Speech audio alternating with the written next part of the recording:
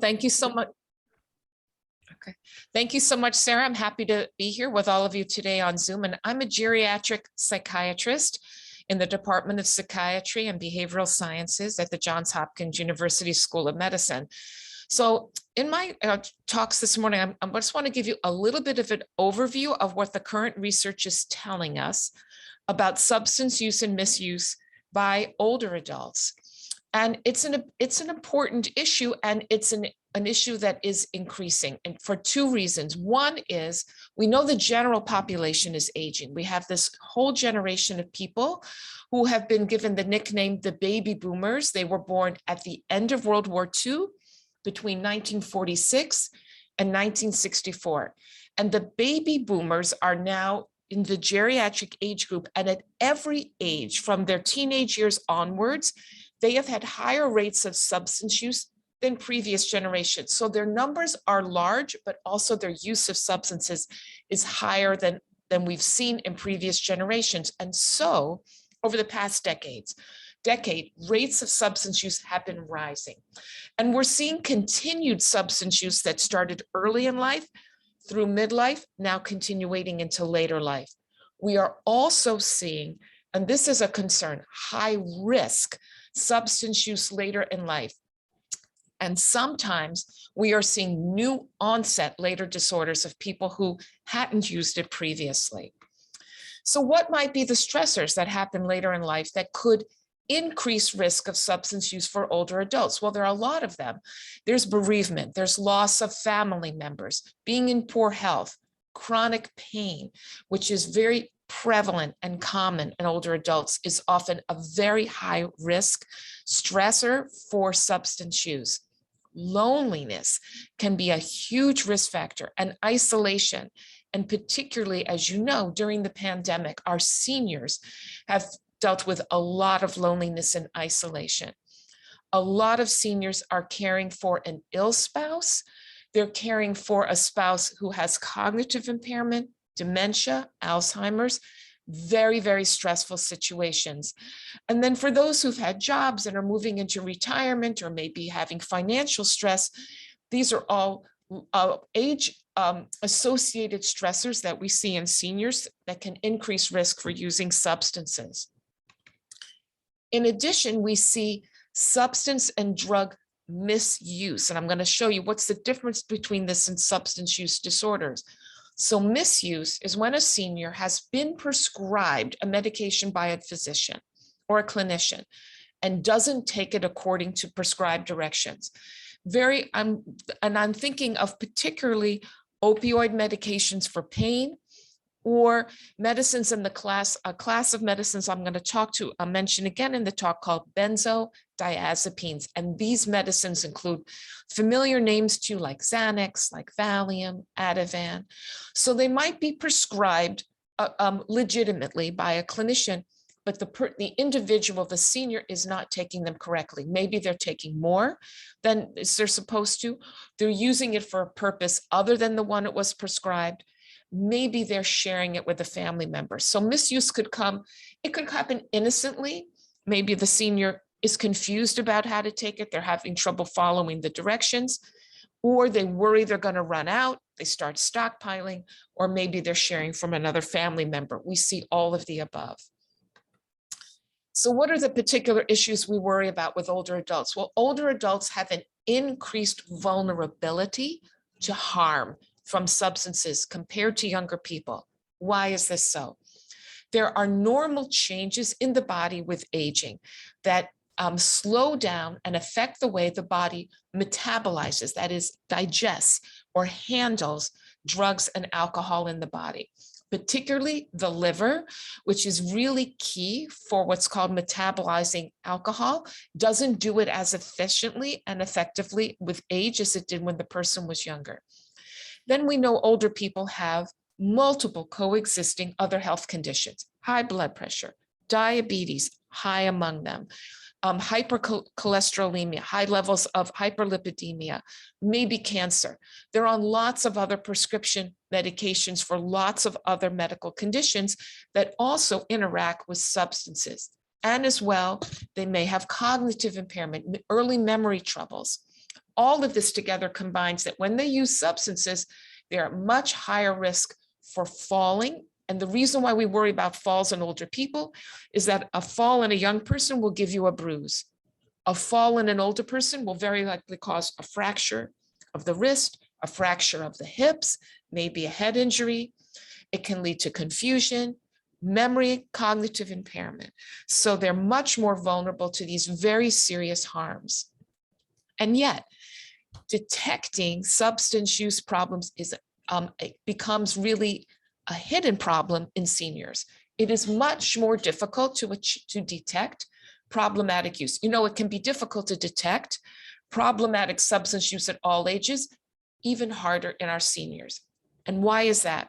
Well, several reasons. One is relying on the older person's report of how much they're using usually leads to underestimating the problem. This, of course, is not unique to seniors. We see this at all ages. But older adults and their family members often don't appreciate that there's harmful consequences of long-time patterns of drugs or drinking. For instance, somebody may have been drinking this way or using drugs for years, and the family says, well, they've been doing it, so it's no different. It is different, because even staying at that same level of use now that they're older now is causing negative consequences, because harm can come from lower amounts of substances or using the same amount that they had before now that they're older. And finally, it's harder to detect because of ageism. And I'm thinking of this in terms of, we think of ageism as negative stereotypes about older people, right? But there's a type of ageism that I call, in quotes, benevolent ageism. And this is a negative consequence of thinking, you might think kindly. For instance, a younger person might feel it's disrespectful to confront an older person about their drinking, or a doctor may feel that, oh, well, this individual, because they're such and such an age, they're highly unlikely to have a problem with marijuana or with cocaine or heroin. I'm not going to ask about it. So that's a problem of ageism, having stereotypes that doesn't even lead clinicians to ask the questions, and it doesn't lead family members to confront.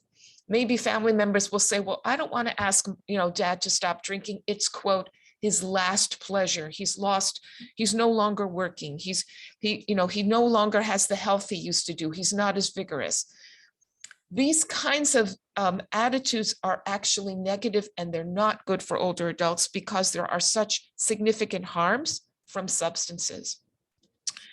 The reason why doctors and nurses often miss it is for these reasons. So in this column, you'll see here on the left, I don't know if you can see my pointer, psychiatrists, psychologists use the DSM-5, you've probably heard of, to detect substance use, but a lot of these criteria don't really apply as well to older people. For instance, we recognize substance use disorders in younger people when they start using it in greater amounts.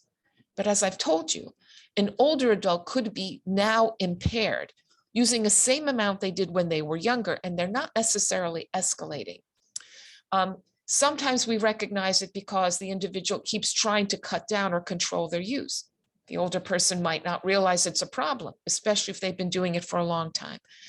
And then, we often recognize problematic substances when someone can't perform their role. They can't act as be the kind of parent they're supposed to be. They can't function in school. They can't function at a job. But role impairment might be different. The older person is likely to be retired, might be living alone, might not be driving. So you don't see the impairment in such an obvious way. So detecting problematic substance use is also difficult because it can look like other things, right? This is at all ages. Hints of it might be trouble with sleep, mood swings, irritability. Well, that could be so many things. It could be other kinds of mental disorders. We might notice physical symptoms, difficulty with coordination or tremors. You might ascribe that to a neurological condition in an older adult and not appreciate it could be due to substance use. Then there are things like unexplained injuries, falls or bruises. Self-neglect, not taking good care of yourself. Those could be hard to detect, particularly if the older individual is living alone, more isolated.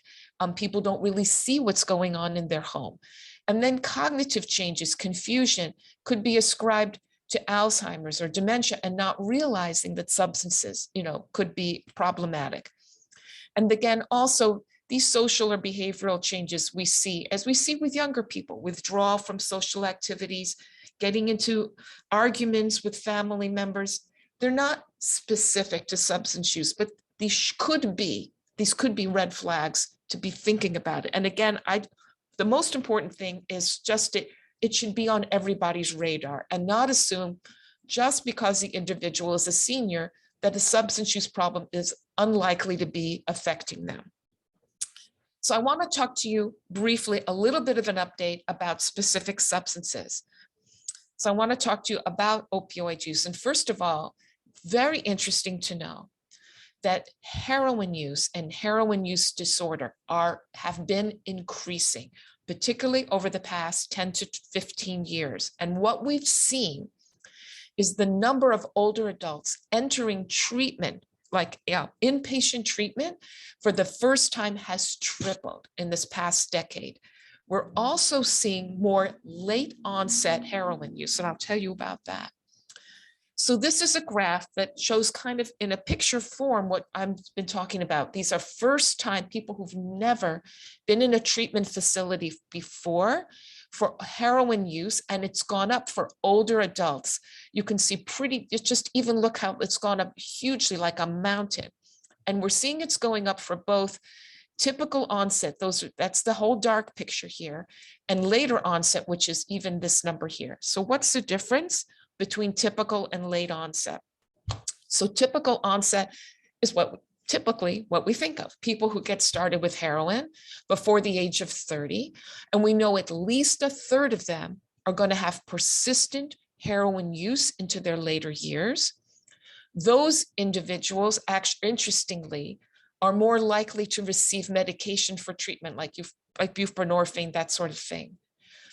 Then we're seeing more of these individuals who didn't start when they were young, started after the age of 30 and are now middle-aged and older.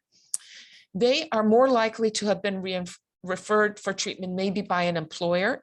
Interestingly, they're more likely to have started with a prescription opioid, say for pain, and then they switch to switching to heroin, maybe because it's cheaper, maybe because it's accessible. They're more likely to be, believe it or not, female, more likely to be middle class, more likely to use heroin every day, but less likely to inject than those individuals who started before the age of 30. But this group is also less likely to receive medication treatment for opioid use disorder, which really is considered the most appropriate way to treat heroin use disorders.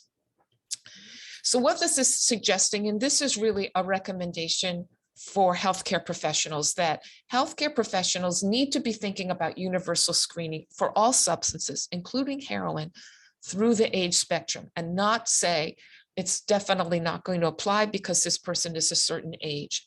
And that we really need, as healthcare professionals, and I'm speaking to people like myself who are psychiatrists, but also primary care doctors, more training in opioid use disorder, how to use medications, how to recommend naloxone to reverse the effects of acute intoxication, as you know, and thinking about greater use of buprenorphine, which is underprescribed for older adults and might really have an important role in two ways for older adults. One, for those who have very serious pain disorders, buprenorphine can be very appropriate for pain management. And also it can be very effective in treating opioid use disorders in older adults, and it's not used enough. So let me switch for a minute and talk to you a little bit about prescription drug misuse and how this affects our older patients and our older adults. So we even knew even a decade ago that prescriptions for opioid pain medications were increasing, right? And you've heard about this in the news, that prescriptions for opioid pain medications have led to a big factor for the opioid epidemic that we've been dealing with. And you'll see that just if you look at some data we knew from the late 1990s, there are about 5 million outpatient doctor visits in which opioid prescriptions were given. And then a decade later, they had really kind of gone up to 26 million visits. So like doctors were prescribing them, over-prescribing them. And particularly they were giving them to two age groups, had them the most. And these are kind of youngish middle-aged people, but also those over the age of 65. And frequently they would be given when the primary reason for the visit was pain, especially back pain. But of a concern is they might also be given to those individuals with depression and anxiety. Okay, so we knew about this, that the overprescription of opioid medications really contributed to our opioid epidemic. And there was a huge education campaign to doctors, to nurses, and to clinicians to try to cut back. And some signs have shown that there was some improvement. Here is just a little graph, and I'll show you when they looked at trends of people getting prescriptions for opioid medications in emergency departments, they could see that actually, and as a result, they really went down, and these colors, orange, gray, and yellow, really reflect younger ages, but we'll see, this one, I'm sorry, this one, the blue one is showing the younger ages, which is 18 to 64 went down, but this one here, down here is showing it stayed flat.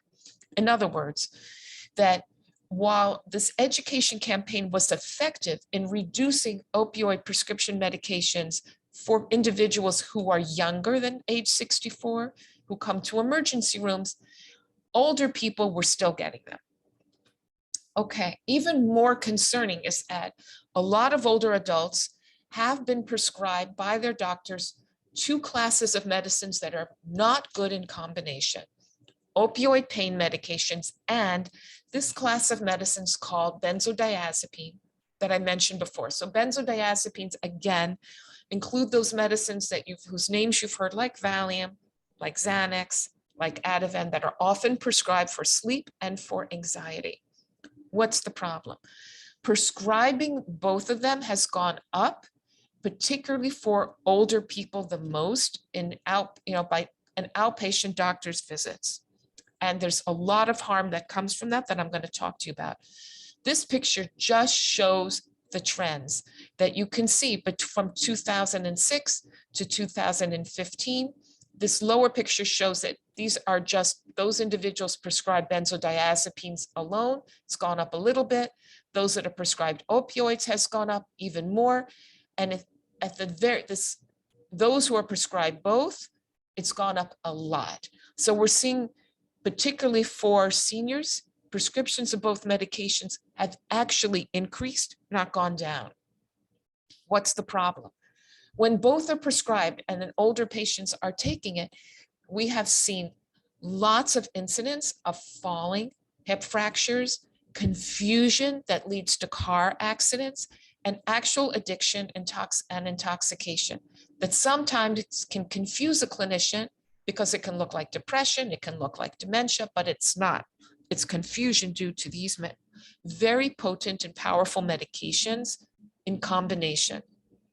Even more, we know when these 2 medicines are misused and taken together, that it's associated with suicidal ideation. And this just shows in this little bar graph the prevalence of suicidal ideation. If neither is misused, you can see suicidal ideation is at a low level. If opioids are misused, it goes higher. Benzodiazepines, a teeny bit higher. When both are misused together, the rates of suicidal ideation skyrocket. Even more concerning are that we're seeing death rates due to opioid overdoses increasing. Look at this line going up and up and up and up among adults aged 55 and older over this whole decade. So you've been hearing a lot about opioid overdose deaths, and adults over 55 are a huge proportion of those. So we're seeing death rates due to opioid overdose increasing, and particularly if there is a benzodiazepine prescribed with an opioid medication, it increases the risk of overdose death 4 times. All right, well, let me talk a little bit about alcohol and an update on that as it regards our seniors. First of all, and I use this information when I'm with my patients, because I think it is not well known that there are established guidelines for what is for drinking, actually, for older adults that have been developed by the National Institute on Alcohol Abuse and Alcoholism. So what are their guidelines? So the guidelines say that adults over the age of 65 who are healthy, so remember that, who are healthy and don't take medication, should not have more than 3 drinks on any day, no more than 3, and no more than 7 in a week. So if they have 3 one day, they should have none the next day. So it should average out to no more than 7 in a week, which would really be 1 drink a day. Okay.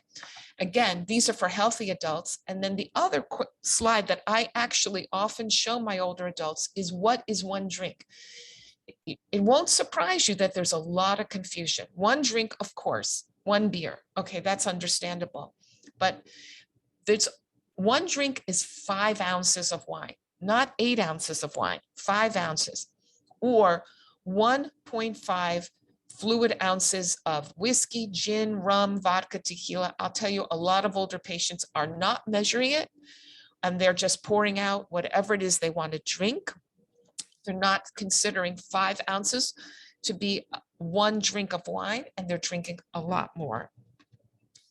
Alcohol is the most commonly used substance among older adults, far more than heroin, cocaine, or anything else. And we see problems in 2 areas. First of all, similar to, as I mentioned with heroin use, we differentiate between early onset problematic alcohol use and late onset. And early onset, that's about 2/3 of older adults who started drinking when they were young and have just always been super heavy drinkers. But then we also see those individuals who never had a drinking problem when they're young, but now they're older, and it's more likely to be triggered by a life event like loss of a spouse, bereavement, retirement, having medical pain and disability or difficulty with sleep. We're also seeing an increase in binge drinking. And this is the big problem we see among older adults. What is binge drinking? That's drinking 5 or more drinks at once at night.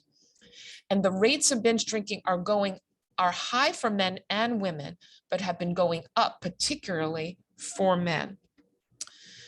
So what are the problems? Again, there are increased risks from drinking alcohol, even at what might be considered low levels of consumption. And the reason why has to do with normal changes in the body that happen with aging. As we age, we have a decrease in what's called lean muscle mass, that people just have a greater tendency to put on fat. They have less muscle. The liver, again, which digests, metabolizes alcohol, is less efficient. All of these combine so that at the same amount of alcohol that they may have had when they were younger, now they have a stronger effect, a longer lasting, higher level of blood alcohol level than they did when they were young. Now, add to this that maybe they're taking prescription medication for appropriate reasons, again, for diabetes, for high blood pressure, for other kinds of conditions that also interact with alcohol and also affect how it's digested in the body and make it more likely for it to have a stronger effect. And again, we see risks for falls, confusion, head injury, motor vehicle accidents, much, much greater risk for our older adults. So now I want to talk to you about marijuana and cannabis use, because this has changed dramatically in the past 10 years. What we are seeing is a huge increase in cannabis use among adults over the age of 65. And you can just see just in these 3 years, look how the line is going up and up and up and up. Cannabis use is going up, and this is also equally important. Older adults' recognition or belief that use is harmful or dangerous has gone down. So look at this slope. The risk of using regular cannabis, when they were asked this and surveyed of older adults, their perceived sense of risk has gone down. So they're using it more, and they're not thinking of it as being risky or harmful. So what are we, and this has been asked of older adults when they ask them, well, how much, here's the question that's asked, how much do people risk harming themselves physically or in other ways when they smoke cannabis once or twice a week? And they're finding that the larger decreases in risk perception, we are finding it in states where cannabis is legal, either for medical purposes or recreational purposes. And the perceived risk being lower is particularly seen among those individuals who are also smoking, who might also be drinking too much, and this is a worry, have 2 or more chronic diseases. So why do older adults turn to cannabis? Why are they using it? So there are many symptoms for which cannabis is being promoted as being helpful. And maybe the older adults are seeing advertisements that maybe it's good for pain, it's good for sleep, and maybe what they're being prescribed by their clinician isn't helping them as much. Because it comes from a plant, people think if it's natural, it can't be harmful for you than a prescribed medication. And then many older adults, as I mentioned, have used cannabis in their youth. Maybe they started as teenagers, maybe they started in college, and they've continued it through their midlife. And then there's also this very widespread belief that because it has been illegal for so long in the country, that it has this huge potential for help, and that doctors have just been biased against it. But I really want to tell you, you need to know a couple of things. First of all, only 3 cannabis products have the Food and Drug Administration approval as having been effective as medications. Only 3 are FDA approved. And the FDA is very strict, as you know, about proving medications. And you'll see these 3 medicines have been approved. Well, this one is for very severe seizure disorders, a very unusual, rare, but a very severe seizure disorder.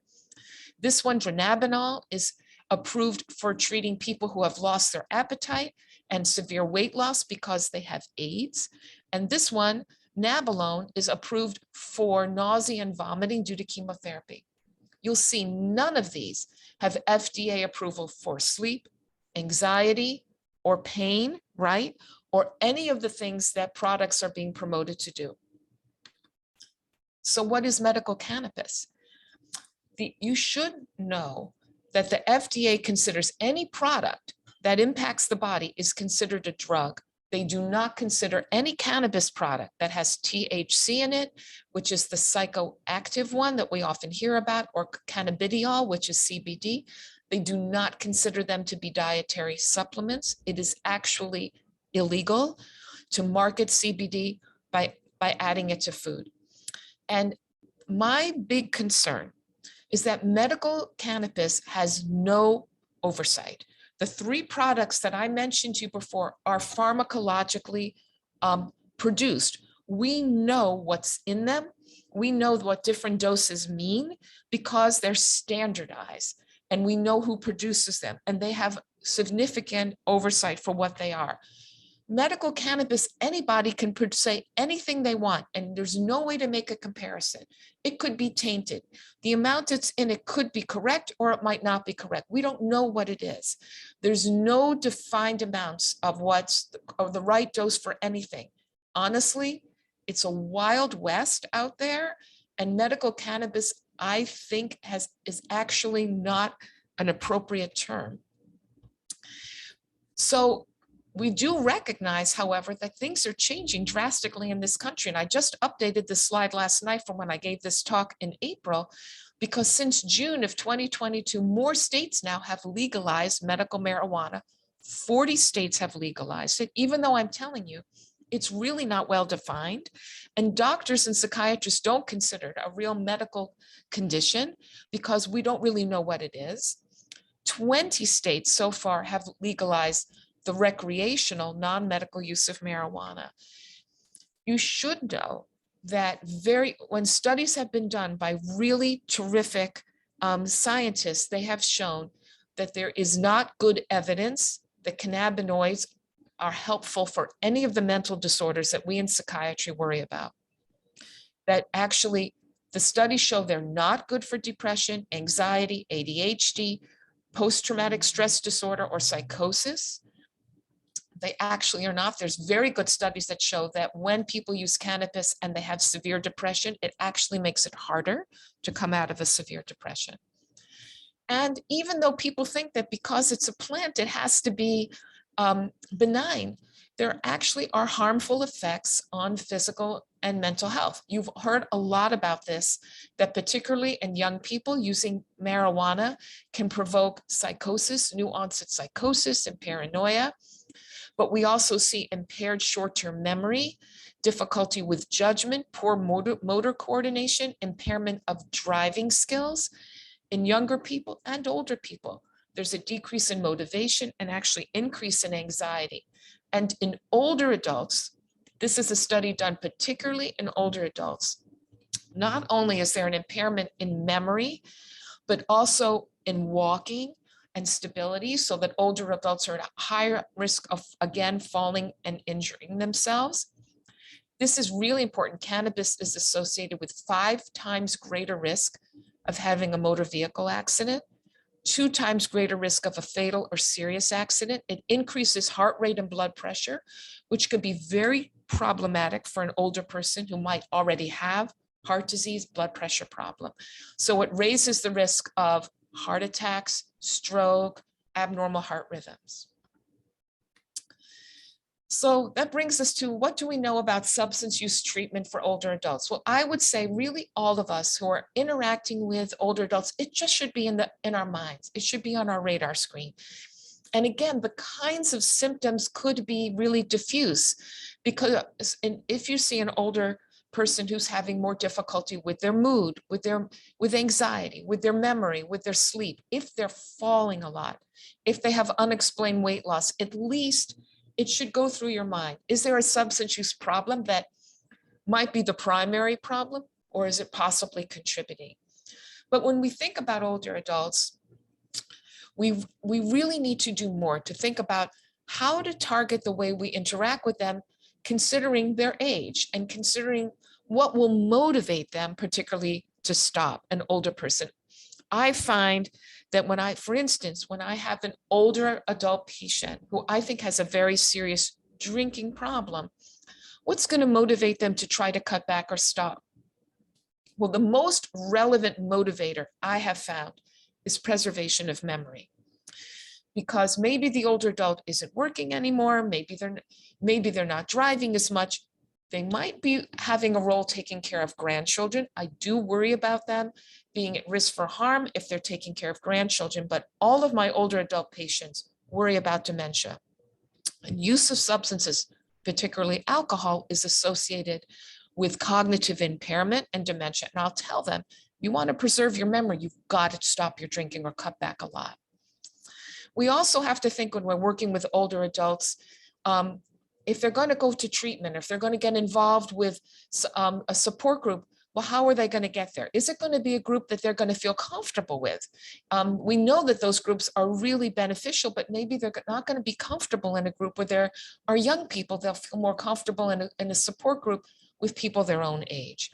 And then, as with younger people, education of family is important, particularly for older adults, because you may really need to tell the family, look, you can't say this is their last pleasure to be drinking, because it's causing them harm. It's accelerating aging. It's putting them at risk for serious harm and for worsening memory trouble. So how can we help our older adults who we think of harmful substance use? Well, I think we have to address the fact a lot of older adults are thinking about ways to manage their pain. And there's a lot of adults who have poorly or inadequately managed pain problems. This, of course, is an arena where clinicians need to do a better job. We need to find other ways to help people manage and cope with pain so that they don't turn to other substances that are going to be harmful for them. Again, we have to think about, targeting what's going to be appropriate care and addressing stigma and shame. And a lot of older people are reluctant to get treatment. I see a lot of older people having a sense of shame and embarrassment to even see a psychiatrist or a psychologist. We have to break through that shame and that stigma. We have to strengthen social supports for our older patients. For those older adults who have used substances for a long time, we know that they very often lose support. Their family gets turned off, that gets tired of it. So they might not have the family support that really would be helpful to them. And then add to this feelings of loneliness, being more in isolation, particularly with the pandemic. We have to address this because continued feelings of loneliness and isolation are going to contribute to continued substance use. So peer recovery groups, mutual aid groups, Narcotics Anonymous, Alcoholics Anonymous, again, they can be very, very helpful and terrific in supporting our older patients if it's a group the person is going to be comfortable to attending. And then providing support to families, educating them to be able to find ways to step in and be able to say, this isn't good for you. We're really going to try to work to help you to cut back and to lower your use. So just in summary then, as I've tried to show you, this morning, opioid use disorder, alcohol use, cannabis use are all increasing in later life. Again, alcohol is the most commonly used substance, but cannabis use is the second most commonly used substance, and cannabis use is high, it's increasing, and we're seeing a steady decrease in the perception of risk and harm, particularly in states where we have legalization, which is increasing a lot for both medical cannabis as well as recreational use. That a lot of our older patients are being prescribed opioid medications and benzodiazepines at rates that are high and are dangerous for them. We definitely need more education to primary care physicians about this. And to recall that with the aging of the population, rates of misuse and abuse are really increased for potential and fatal outcomes for overdose deaths, for suicide, and for serious other medical consequences. These conditions might be overlooked by healthcare providers, family members, and older adults themselves don't appreciate how serious it is. And I think in all of our work with people of all ages, as professionals, we know it's important to take a non-judgmental and supportive approach, start where the person is and work from there. We have to work with reality. We know what the ideal may be, but sometimes we really have to work on establishing a trusting relationship, start where the person is and try to move them forward. So thank you very much. This is the end of my prepared remarks, and I'm looking forward just to hearing what your experiences are and speaking more with all of you. So thank you. Susan, I cannot thank you enough. What a fabulous presentation. Thank you so much for your expertise on this topic. I took a ton of notes. I have, just learned so much. So thank you so much for your time with us today. You're welcome. I really appreciate it. I know that there are people on who have questions, and so feel free to unmute. I don't see any questions in the chat, but certainly I can help Susan kind of navigate those if you'd put them in the chat. People are saying, yeah, excellent presentation. Thank you so much. Very informative. So any questions from our attendees today? And I would love to hear from any of you. What are you noticing in your work settings and with your clients, and what are you noticing? Absolutely. What are you hearing from families or?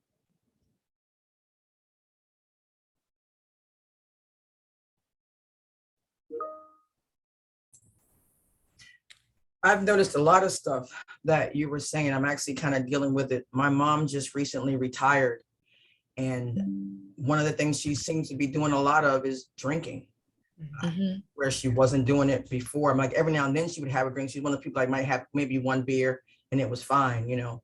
And now I notice she's going to the store and she's buying like 12 packs and, you know, stuff like that, a beer, and she's pretty much drinking every day.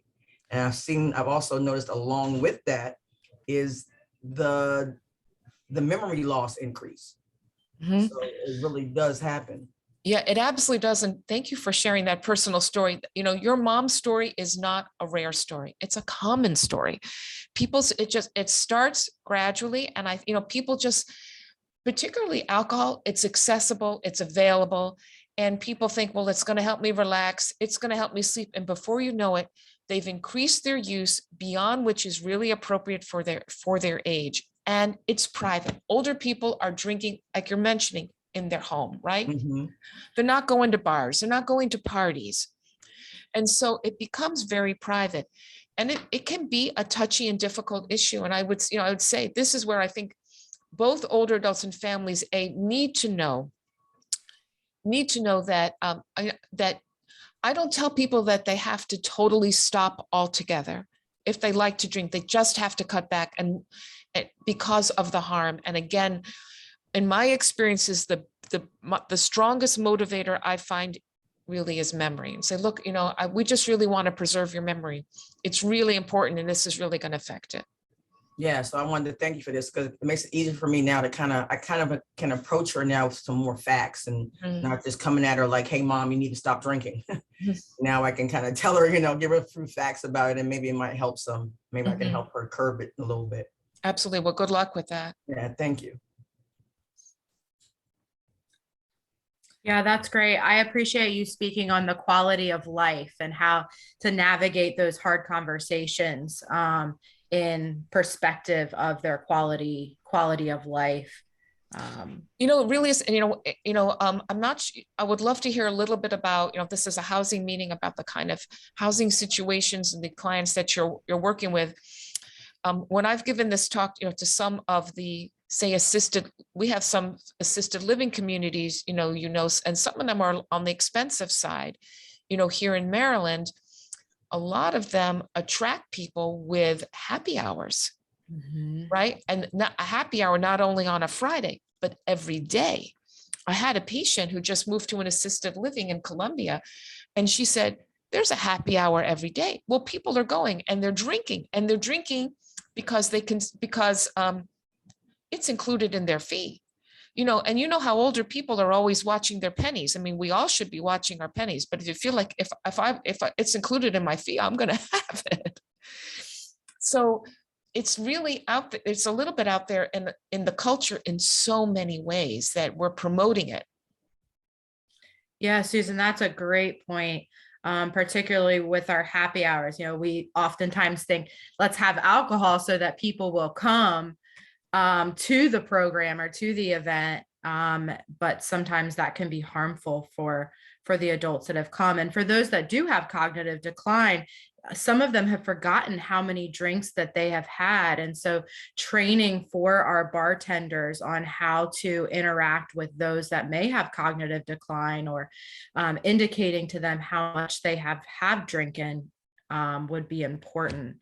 I agree. I mean, I would consider, I don't know what these events are, giving people a ticket for one drink, and because, we know that over the age of 65, one a day is considered to be appropriate for people who are healthy, and not everybody, many older adults aren't healthy, but that absolutely happens at all ages.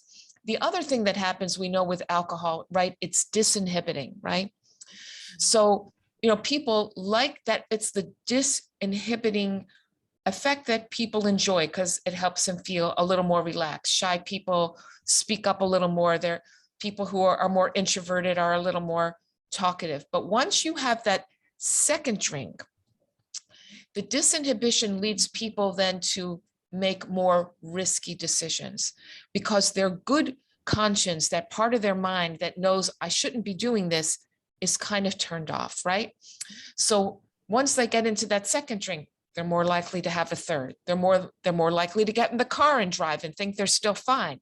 They're more likely to take other sorts of risks and do other things. So that's where it starts to go even down a slipperier slope that can be really dangerous.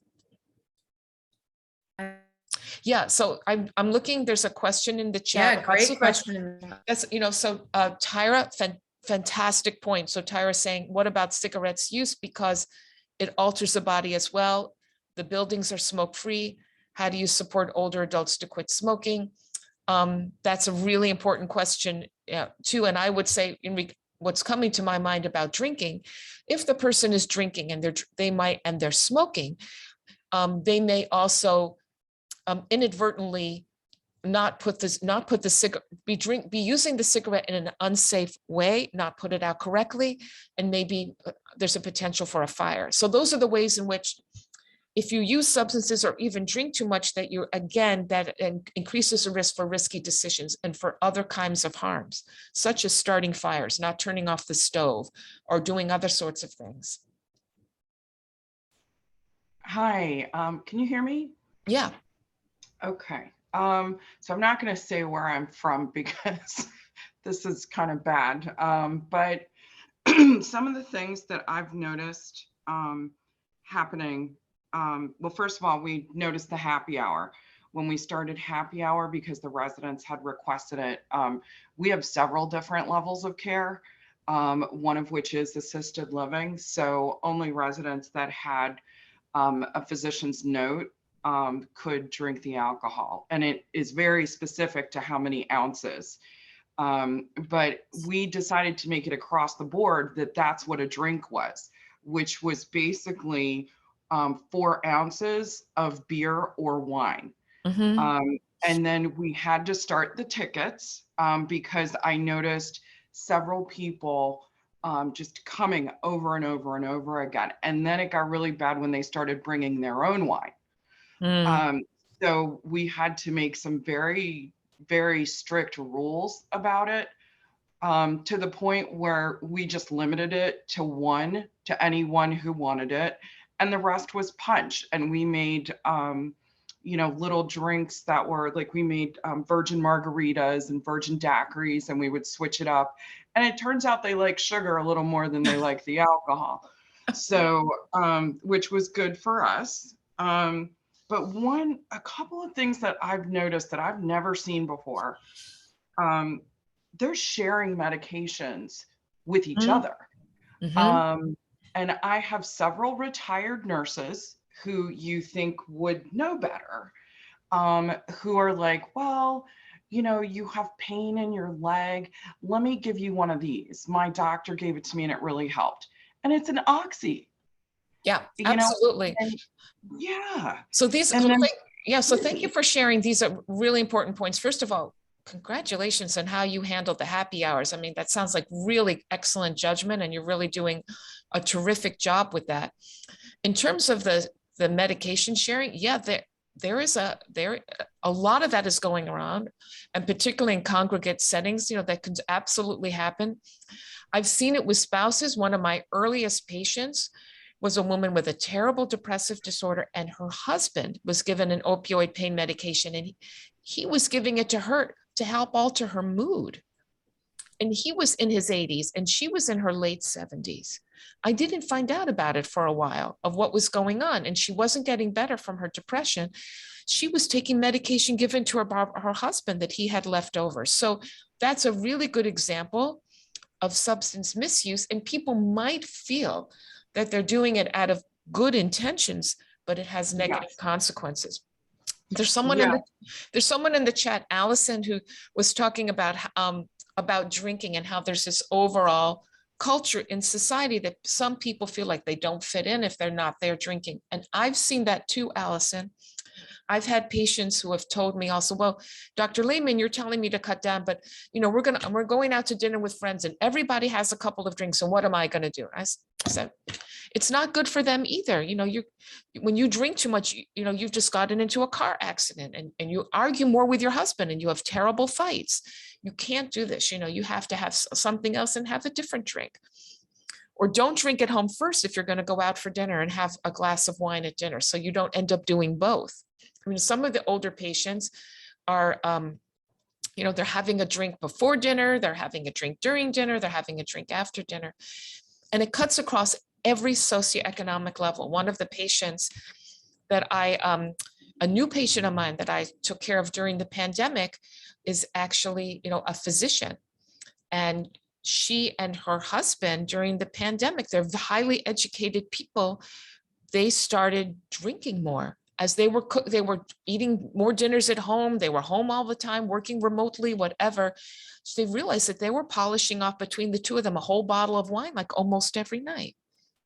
And absolutely, it was affecting her. It contributed to her depression and absolutely affected her memory. And it was a strong motivator for her to stop.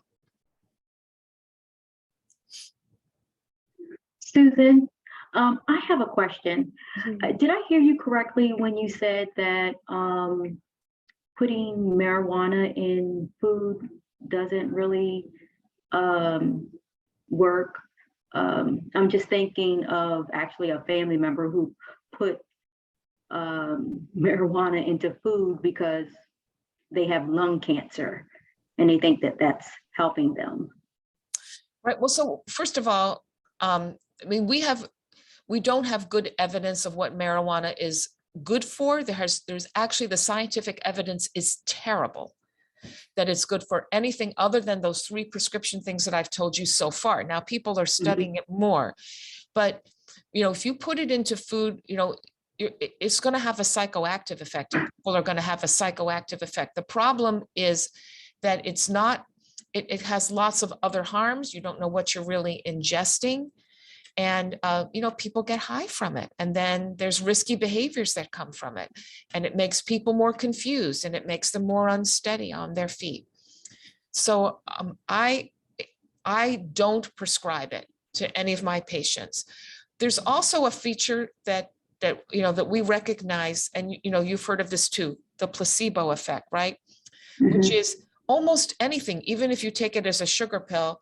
The human mind is amazing. If we expect it's going to help, sometimes it can help due to a placebo effect. So there may be placebo effects, you know, of taking mild amounts of marijuana, but, you know, all of these dispensaries, you don't know what you're getting. You don't know what you're getting because there's no standardization. There's no oversight. We don't know what any of the doses are for. And I think it's really potentially really dangerous. There might be amounts that are in these products that people are paying for that are a waste of money, that are doing absolutely nothing. A lot of it probably is. There's just such a, it's over glorified and glamorized right now, marijuana. I think there's like a national love affair. And I think mostly because people just, I think of it as like in the 1850s, right? There were all of these hucksters that said, you know, all these like snake oil preparations. It's good for rheumatism. It's good for your headache. It's good for your sex life. It's good for your bowels. It's good for everything. If it's good for everything, it's probably good for almost nothing.